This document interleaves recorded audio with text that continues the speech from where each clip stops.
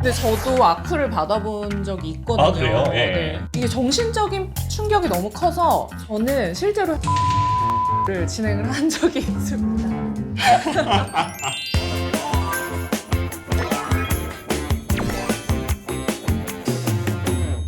네, 안녕하세요. 공유 왔어요. 공감력 만렙. 정신건강의학과 전문의 이일준입니다. 네, 안녕하세요. 공유 왔어요의 치유력 말렙 변호사 박영지입니다. 지난주에 사연을 주신 성추행범으로 몰리신 분 있잖아요. 네네. 누명을 벗었다고 합니다. 아, 정정 보도가 됐군요. 네. 그 사연자가 공유 압수를 통해서 사전에 얻은 조언이 큰 도움이 됐다고 하고, 특히 언론조정중재위원회를 알게 된 이후에 실제로 피해 구제 절차를 통해서 이를 원만하게 해결을 했다는 감사하다는 연락이 왔다고 합니다. 이게 꼭 그분만의 일은 아닙니다. 그쵸. 네, 어느 순간 나한테도 닥칠 수 있는 일이니까 꼭 보시고 또 주변에도 좀 알려주시고, 그래서 나중에 이런 피해를 당했을 때를 대비할 수 있는 그런 컨텐츠임을 명심해 주시기 바랍니다. 이번 사연도 치유가 시급한 사연이라고 하는데요. 네. 사연 좀 공유해 주시겠습니다. 네. 안녕하세요. 우연히 유튜브를 통해 공유왔어요를 알게 되어 용기 내어 사연을 보냅니다. 얼마 전 자고 일어났더니 저희 가족과 지인들에게 괜찮냐며 걱정하는 연락이 수도 없이 와 있어서 깜짝 놀랐습니다. 알고 보니 한 행사에 참여했던 날 저도 모르게 사진이 찍혔고 그 사진이 한 인터넷 신문 기사에 사용된 것입니다. 문제는 그 기사 내용에 반대하는 사람들이 저를 그 기사 속 인터뷰를 한 사람으로 착각했는지 입에 담지도 못할 온갖 내용의 악플을 잔뜩 달아놨더라고요.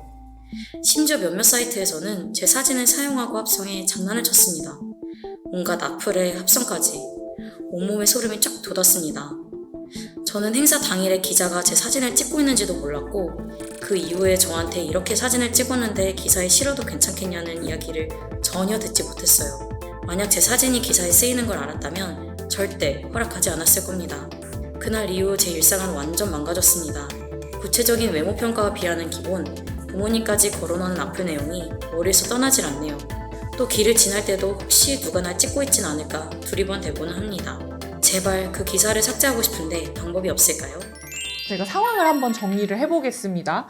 우선 사연자가 어느 행사에 참여를 했는데 사연자도 모르게 사진이 찍혔고요. 그리고 사연자의 동의나 허락이 없는 상태에서 사진이 무단으로 배포가 되면서 이로 인해서 비난과 악플을 받게 됐고 정신적인 피해를 받고 있는 그런 상황이에요.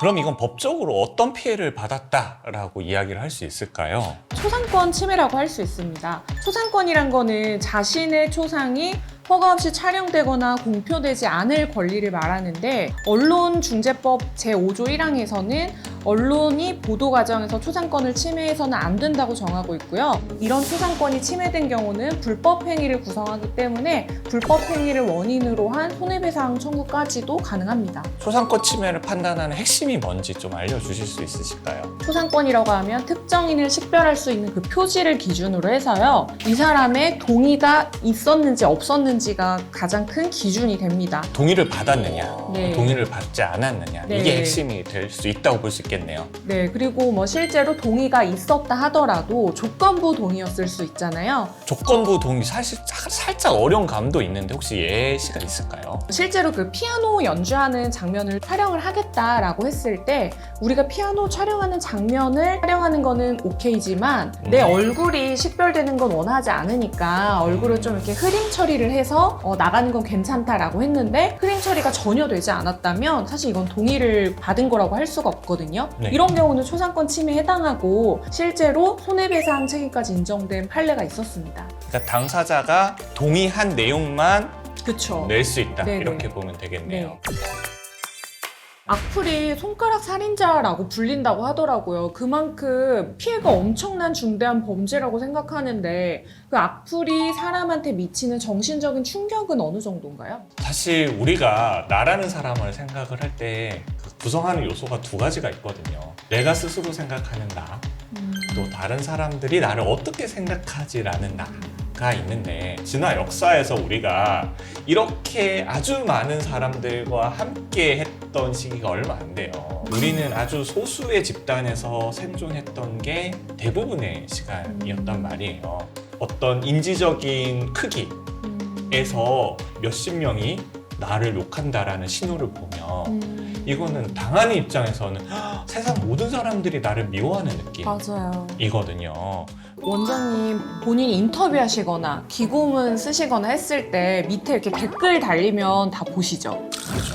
거기에 이렇게 악플 같은 거 달린 적 있으세요? 있죠. 남녀의 심리 차이에 대해서 진화적으로 설명을 하는 그러한 글을 제가 한 10몇 개 이제 기고를 해가지고 연재를 했었거든요. 네. 그때 밑에 막 어마어마하게 악플들이 많이 달리더라고요. 근데 저도 악플을 받아본 적이 있거든요. 아, 그래요? 예. 네. 뭐 원장님하고 비슷하게 괜한 트집을 잡아서 이렇게 뭐 생긴 게 어떻다, 뭐 내용이 뭐가 마음에 안 든다 이런 식으로 이렇게 악플을 한두 명이 계속해서 이렇게 다시더라고요. 그분들은 용자인데요?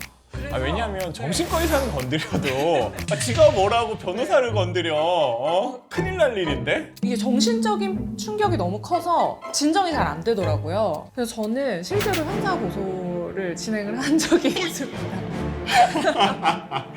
제가 실수한 거 없죠 여기서. 아니.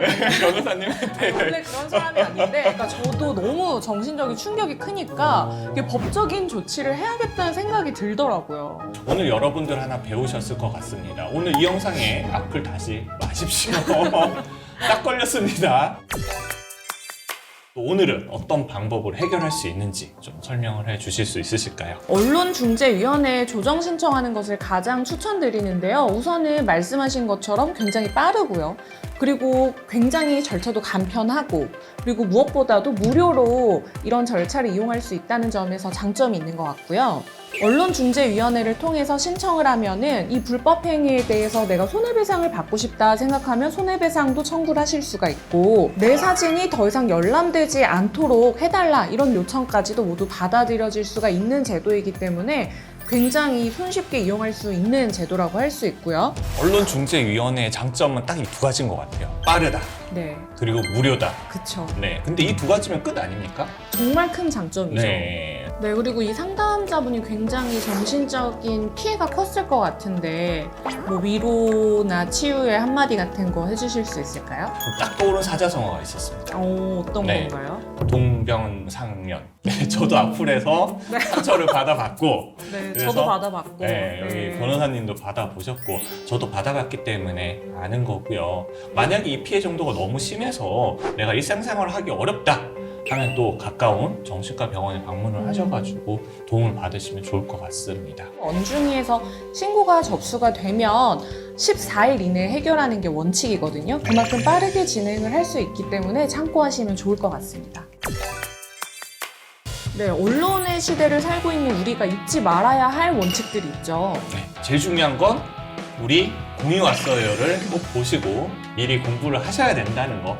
언론중재위원회라는 걸 꼭 알고 계시고, 여기서 언론 조정 신청을 통해서 분쟁을 해결하면 빠르고 그리고 무료로 해결할 수 있다는 점 알아두시면 좋을 것 같습니다. 우리는 또 다음 사연으로 만나도록 하겠습니다. 안녕. 언제나